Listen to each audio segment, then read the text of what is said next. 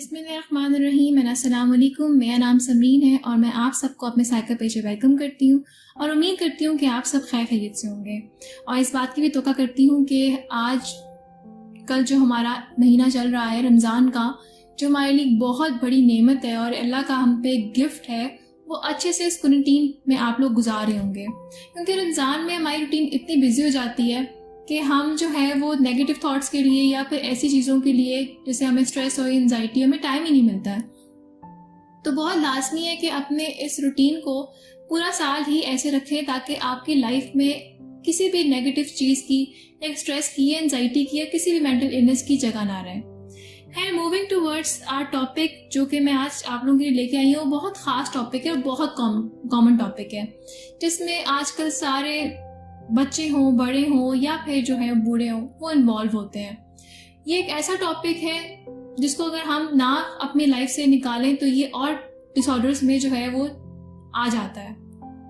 तो ये बहुत ज़रूरी है इसको समझें और इसको जानें और इसको अपनी ज़िंदगी से निकालने की जो टिप्स मैं बताऊंगी उसको गौर से सुने और उसमें अमल करें, क्योंकि अमल आप लोगों ने करना है। मेरा काम है आप लोगों को बताना, समझाना, अवेयर करना। आपका काम है इसको अपने ऊपर इम्प्लीमेंट करना। तो इसको सुने और समझें और फिर अपने लाइफ में वो चेंजेस लेके आए। So moving towards the definition of anxiety कि व्हाट इज एंजाइटी। एंजाइटी आखिर है क्या? एंजाइटी हमारी बॉडी का नेचुरल रिस्पॉन्स है जो कि स्ट्रेस से आता है।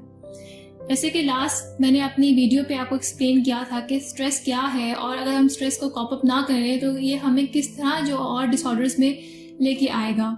तो बहुत ज़रूरी है कि हम पहले ही स्ट्रेस को जो है वो ठीक कर लें। और अगर हमसे नहीं हो पा रहा स्ट्रेस ठीक, तो एंजाइटी की तरफ अगर हम आ चुके हैं और हमें नहीं पता था तो हम एंजाइटी को यहीं पे रोक दें ताकि हम ये और जो है वर्स अपनी शक्ल ना लेके आए। क्योंकि आप लोगों को ये बात पता होगी कि अगर भी फिजिकल हेल्थ में कोई इशू आ रहा है और उसको आप ठीक नहीं करते और उसका ट्रीटमेंट नहीं लेते हैं, तो क्या होता है कि वो अपनी वर्सन शक्ल में ले आ जाता है सामने और उसकी वजह से आपकी जो बीमारी होती है वो और ज़्यादा जो है वो ख़राब हो जाती है। तो यही सेम चीज़ हमारे माइंड का है कि अगर हमें कोई मेंटल इलनेस है और हम उसको ठीक नहीं कर पा रहे हैं तो वो हमें और मज़ीद बीमारियों में लेती हुई जाएगी। तो बहुत ज़रूरी है कि यहाँ पे हम उसको स्टॉप लगा दें और उसी को हम ठीक कर लें। तो एंजाइटी कहते किसको है? एंजाइटी कहते हैं फियर को, मतलब डर को, या फिर हमारी लाइफ में जो काम होने वाले होते हैं उसकी परेशानी या फिक्रमंदी जो हमें हो रही होती है वो होती है एंजाइटी। जैसे कि किसी भी आप जॉब का इंटरव्यू देने जाते हैं तो आपको टेंशन होती है, डर होता है, खौफ होता है, तो आपको एंजाइटी हो रही होती है। या फिर आप स्पीच देने जाते हैं या प्रेजेंटेशन दे रहे होते हैं किसी के सामने तो आपको नर्वस आप हो रहे होते हैं। तो ये फीलिंग्स जो है लाइक डर की, परेशानी की, फिक्रमंदी की, तो इसे कहते हैं एंजाइटी। और अगर एंजाइटी की जो फीलिंग्स हैं आप एक्सट्रीम पे जा रही हैं कि वो प्रोलॉन्ग हो गई हैं, कि वो वीक से मंथ से ईयर जो है वो जलती जा रही हैं, तो आपको क्या होगा कि वो आपकी जो पर्सनल लाइफ है, जो आप पहले ज़िंदगी बड़ी इंजॉय करते थे, अपनी दिन को बहुत आराम से गुजारते थे, फिर वो आपके पास एक सिर्फ स्ट्रेसफुल डे गुजरेगा और उसके अलावा कुछ भी नहीं। अब एंजाइटी भी दो तरह की होती हैं, एक एंजाइटी होती है और एक होती है एंजाइटी डिसऑर्डर। अब दोनों में क्या फ़र्क है? एंजाइटी जो है वो सब में पाई जाती है, अमूमन सब लोगों में पाई जाती है। वो क्यों पाई जाती है, कैसे पाई जाती है? एंजाइटी क्या है कि आप कोई भी काम कर रहे हैं जिसका करने से आपको पहले डर है, किसी चीज़ का खौफ है, परेशान हो रहे हैं, फिक्र कर रहे हैं आप उसकी। जैसे कि आपका पेपर होने वाला है, आपको डर, पेपर आने से पहले आपको फिक्र है कि पता नहीं जो मैंने क्वेश्चन याद किए थे वो ही आएंगे नहीं आएंगे। या फिर जो है आप जॉब पे जा रहे हैं, आपकी मीटिंग है, आपको है कि पता नहीं बॉस मुझे क्या कहेंगे, मैं अगर गलत बोल दूं या कुछ हो जाए तो मेरा प्रोजेक्ट पसंद आए या ना आए। या फिर आप ट्रैफिक में फंस गए और आपको है कि मैं लेट हो जाऊंगा और बॉस मुझे डांटेंगे। तो ये जो आपके ऊपर जो फीलिंग्स आ रही होती है ना, ये कहलाती है एंजाइटी।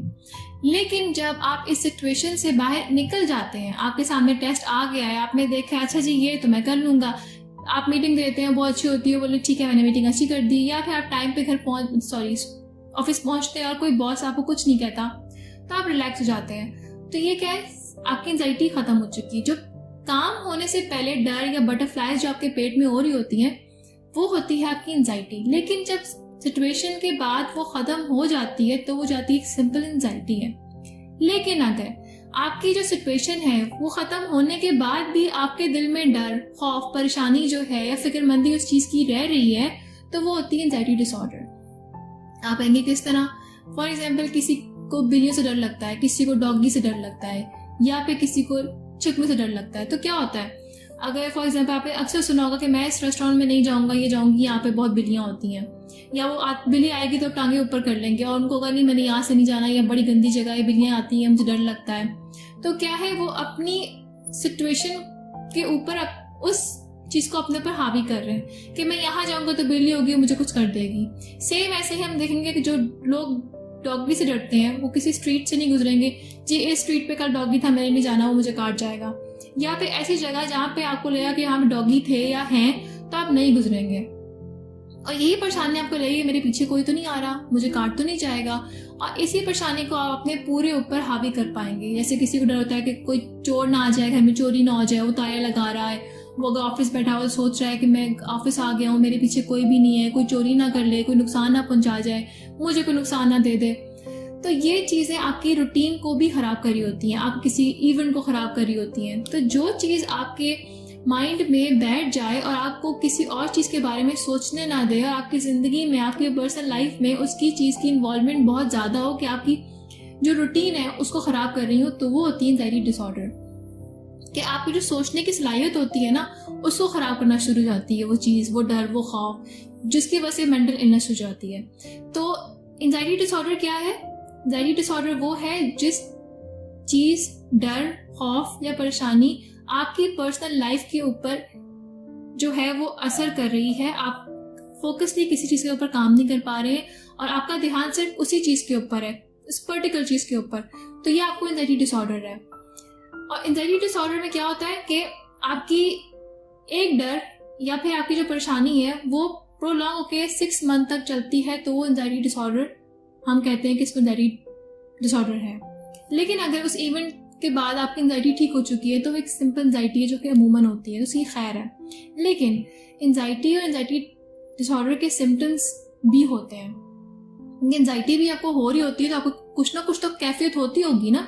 अब ये तो नहीं है कि आपको डर हो रहा है, परेशानी हो रही है, आप बिल्कुल नॉर्मल बैठे हुए हैं, कोई ना कोई तो आपके अंदर चेंजेस आती हैं। तो एंजाइटी डिसऑर्डर की थोड़ी सी वर्स्ट है क्योंकि एंजाइटी डिसऑर्डर एक डिसऑर्डर है, एंजाइटी की थोड़ी सी नॉर्मल है, लेकिन इन दोनों के जो सिम्टम्स हैं वो काफ़ी हद तक सेम है। वो कैसे, अभी आपको पता चलेगा। एंजाइटी के सिम्टम्स क्या है पहले मैं ये बताऊंगी। आप नर्वस होते हो, आप रेस्टलेस हो जाते हो, आप टेंशन में रहते हो, फिर आपको डेंजर का या थ्रेट की जो फीलिंग आना शुरू हो जाती है, आपकी जो हार्ट बीट है वो तेज आपकी होती रहेगी, आपकी ब्रीदिंग इशू रहेगा आपके अंदर जो आपके मसल्स हैं वो टाइट होंगे, आपको काफ़ी दर्द होगी उनमें, आपकी वीकनेस आपको फील होना शुरू होगी, कमज़ोरी हो रही है, या फिर आप कोई भी काम जो है फोकसली नहीं कर पा रहे होंगे, एक काम कर रहे होंगे लेकिन ध्यान आपका उसी चीज़ के ऊपर होगा, आपकी नींद जो है वो ख़राब होना शुरू हो जाएगी, आपके स्टमक का इशू रहेगा, गैस हो जाएगी या फिर कॉन्स्टिपेशन होगी या डायरिया हो जाएगा। इसके अलावा जो है आपके अंदर मेन जो सबसे बुरी चीज़ है जो कि डिसऑर्डर में भी आ जाती है एंजाइटी की, वो होता है ओसीडी, किसी भी सब्सटेंस का यूज़ बार बार करना।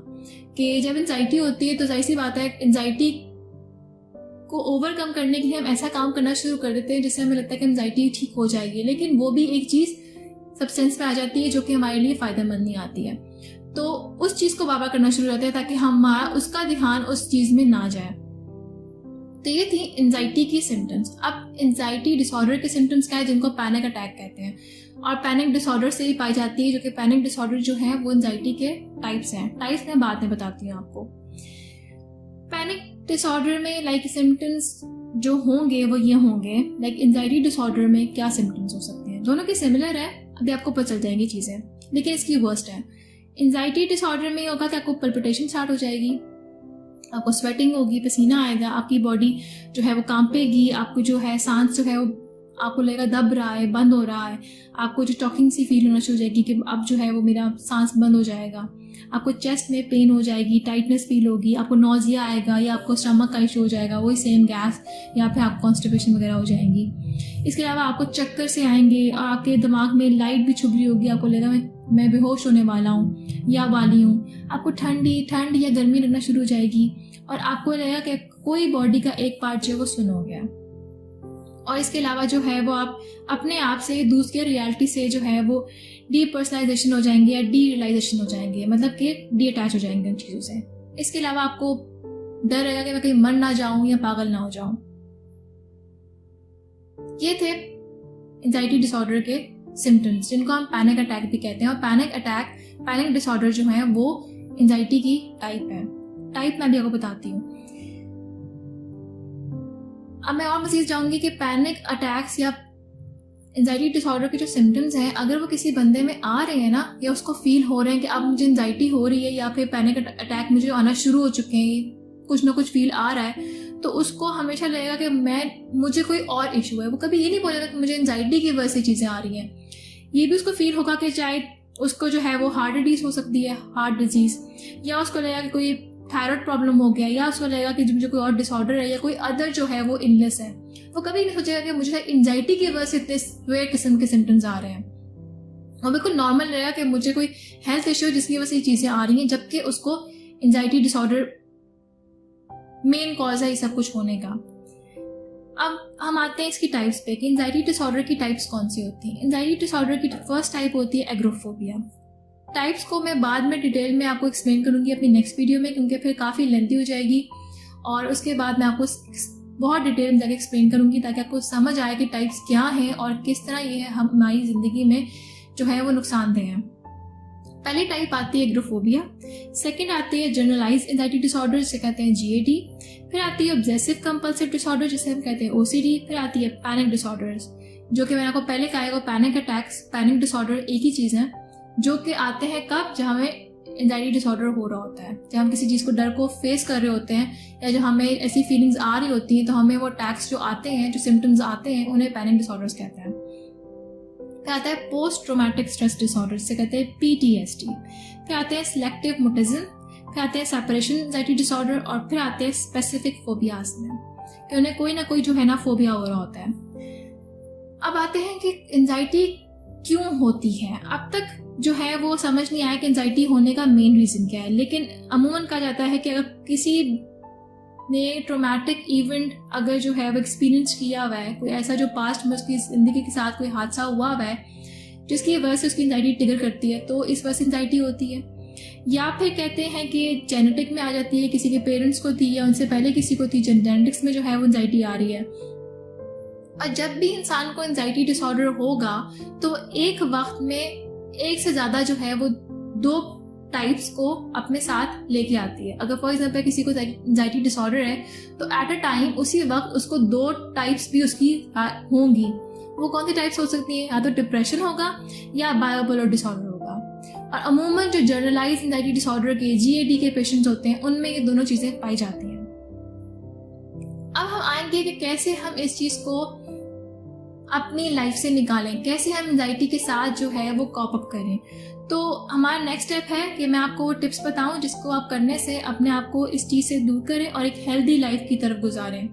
बहुत ज़रूरी है पहले कि आप जो हैं वो साइकोलॉजिस्ट और साइकेट्रिस्ट के पास जाएं, क्योंकि एंजाइटी का हमेशा जो इलाज है वो आप खुद से घर में नहीं कर सकते हैं।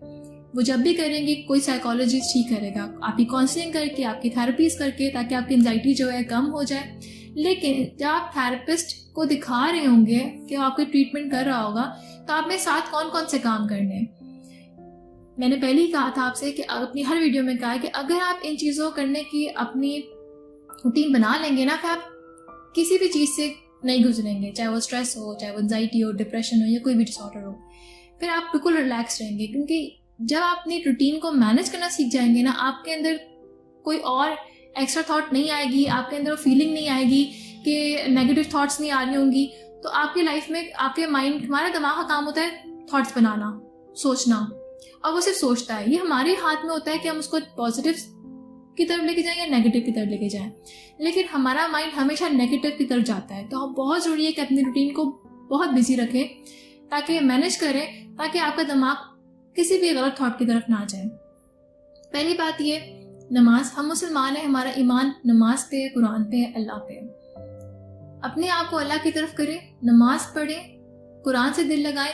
इंशाल्लाह कभी भी आपको किसी भी चीज़ की, किसी बीमारी की तरफ नहीं जाना पड़ेगा। उनकी एंजाइटी और स्ट्रेस तभी होता है जब अल्लाह से दूर होना शुरू कर देते हैं, क्योंकि आपको लगता है कि हम मतलब आप कहते हैं कि ज़िंदगी में और कोई चीज़ ही नहीं है। आप लोगों से तवक्का बांधना शुरू कर देते हैं कि लोग ही जो है वो आपको सब कुछ देंगे। कभी भी किसी से एक्सपेक्टेशंस ना बांधें, अपने आप को अल्लाह की तरफ लेके जाएं, कुरान पढ़ें, एक पेज पढ़ें, एक लाइन पढ़ें, लेकिन पढ़ें, नमाज पढ़ें, इस चीज़ में अपने एंगेज करें। सुबह आगाज़ करें अपनी कुरान की आयतों से, लॉन्च में अपने मोबाइल फ़ोन्स में, टीवी में लगाएं ताकि पूरे घर में उसकी आवाज़ जाए, आपके अंदर आवाज़ जाए, ताज़गी फील आएगी, घर का एनवायरनमेंट अच्छा होगा, रहमतें आएंगी। उसके बाद अपने आप को अच्छी डाइट, मैं आपको पहले भी कहती हूँ, एक डाइट और एक नींद बहुत ज़रूरी है। अच्छा सोएं, अच्छा खाएं, क्योंकि जब आपकी नींद पूरी होगी ना, आपकी डाइट पूरी होगी, वो किसी भी चीज़ को जो है वो आपके अंदर अटैक नहीं करने देगी। अमूमन जो नींद पूरी नहीं होती, जो खाना पीना सही नहीं करते, वो सारा दिन सुस्त रहते हैं, उनको समझ नहीं आता क्या करें और ढीले पड़े रहते हैं। तो बहुत ज़रूरी है कि अपनी डाइट और अपनी जो है वो स्लीप को प्रॉपरली लें। उसके बाद अपने साइड जो लिस्ट है आपकी वो उसको मेंटेन करें कि आज मुझे ये वाले काम करने और मैंने ये वाले काम जो है फर्स्ट प्रायोरिटी पे करने हैं, फिर सेकंड पे, थर्ड पे, फोर्थ पे। इसको इस तरह अपने मैनेज करें अपनी रूटीन को, और फिर उसके बाद अपना टाइम निकालें जिसमें आप एक्सरसाइज कर सकें, जिसमें आप वॉक कर सकें। वॉक एक्सरसाइज बहुत ज़रूरी है। हैवी एक्सरसाइज नहीं कर सकते, लाइट एक्सरसाइज कर लें, लेकिन करें स्टार्ट हल्की से लें। मेडिटेशन करना स्टार्ट करें, सबसे स्टार्ट जो करेंगे आप मेडिटेशन स्टार्ट करेंगे, डीप ब्रीदिंग करना स्टार्ट करें, योगा करें, मंत्रा करें, और जो है ऐसी विजुअलाइजेशन टेक्निक्स हैं उनको ढूंढें, वो करना स्टार्ट करें। पहले स्टार्ट आप इससे करें, हल्की फुल्की मेडिटेशन से। उसके बाद वॉक करें 15 मिनट 20 मिनट सुबह शाम। जैसे आप वॉक करेंगे ना, आपके अंदर फ्रेशनेस आएगी, ताजगी आएगी, और फिर उसको बढ़ाते जाएं। जहाँ 15 मिनट था 20 मिनट, फिर 30 मिनट, और अपने एक्सरसाइज को भी आहिस्ता आहिस्ता जो है ना वो और जो है वो अपने अंदर रूटीन के अंदर इंक्लूड करते जाएं। फिर मैं आऊंगी कि सबसे मेन कॉज जो लोगों को लगता है कि वो एंजाइटी से ख़त्म करने के लिए स्मोक या कैफीनेटेड ड्रिंक्स का यूज़ करना शुरू जाते हैं, ये गलत है। कोई भी सब्सटेंस यूज़ करने से आपकी एंजाइटी ख़त्म नहीं होती है। पर्टिकुलर टाइम पे आपको ये लग रहा होता है कि मेरी एंजाइटी ख़त्म हो चुकी है, लेकिन वो ख़त्म नहीं होती है। वो कभी भी जो चीज़ जड़ से ख़त्म नहीं की जाएगी उसको कोई भी सब्सटेंस जो है वो ख़त्म नहीं कर पाएगा। तो बहुत ज़रूरी है कि अपनी एंजाइटी को ख़त्म करने के लिए, उससे दूर जाने के लिए अपनी ज़िंदगी स्मोक और कैफीनेटेड ड्रिंक्स को निकाल दें। वो बिल्कुल हल नहीं है और इस चीज़ से बचें। ये थी आपके पास सारी चीज़ें जिनको मैं हमेशा हर वीडियो में कहती हूँ कि इनको करें अपने साथ, ताकि आप इन चीज़ों के अंदर ना इंक्लूड करें अपने आप को, अपनी लाइफ को। ये करना स्टार्ट करें, इंशाल्लाह बेहतरी आएगी। और आपसे एंड में कहूँगी कि हमेशा जो है वो नॉलेज रखें कि आपके साथ हो क्या रहा है। जानें, समझें कि मैं जो चीज़ को सफ़र कर रहा हूँ वो क्या चीज़ है, क्यों है, कैसे है। अपनी विल आपके अंदर होगी ना जानने की और चीज़ को ख़त्म करने की, देन वो हो सकता है। लेकिन अगर आपके अंदर विल नहीं है ना ख़त्म करने की और ज़िंदगी से निकालने की, फिर आप किसी बड़े से बड़े थेरेपिस्ट या साइकोलॉजिस्ट के पास चले जाएं, कभी भी आपकी वो चीज़ ख़त्म नहीं होगी जब तक आप नहीं चाहेंगे।